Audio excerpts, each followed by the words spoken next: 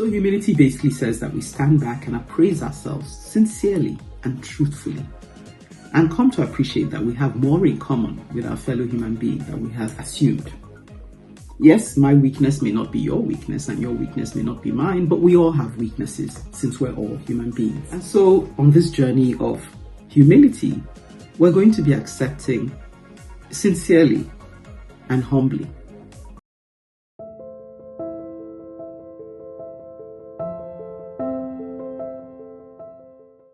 Okay, so we continue our exploration, and we are now in chapter 2, where we're going to be looking at pride versus humility.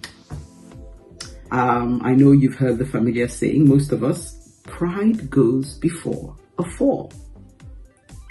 I want us to pause and ponder why that is. Could it be that the fall is a product of our tripping over our ego?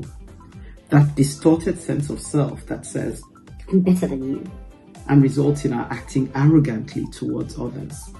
We take pride in who we are. Now, some may ask, is there anything wrong with that? Since necessarily our attainments and a certain degree of application or even exposure has led us to being where we are today. But if we're sincere, surely we would recognize that even that ability to apply ourselves is a gift. Even that capacity we have, or that exposure, or by dint of maybe birth or circumstance, was gifted to us. Yes, we leaned into our gifts and we applied ourselves to those gifts. But even that grace to apply ourselves was gifted to us in the first place. The more we appreciate the gift of our lives as we have received it and been able to walk in it, the less prideful we will be and the more humble we will be.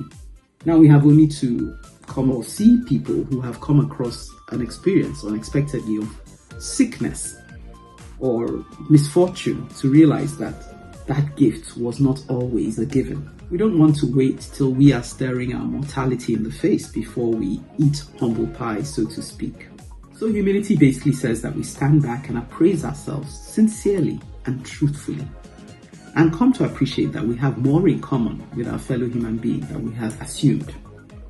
Yes, my weakness may not be your weakness and your weakness may not be mine, but we all have weaknesses since we're all human beings. And so on this journey of humility, we're going to be accepting sincerely and humbly that our lives, our gifts, the opportunities we encounter have been gifted to us, and we're going to hopefully be gracious in the way we apply ourselves to those gifts and in the way we relate to others along that journey who may be struggling in that whole journey of engaging with life. It takes patience, and that's what we're going to be talking about in the next and final chapter. Keep listening.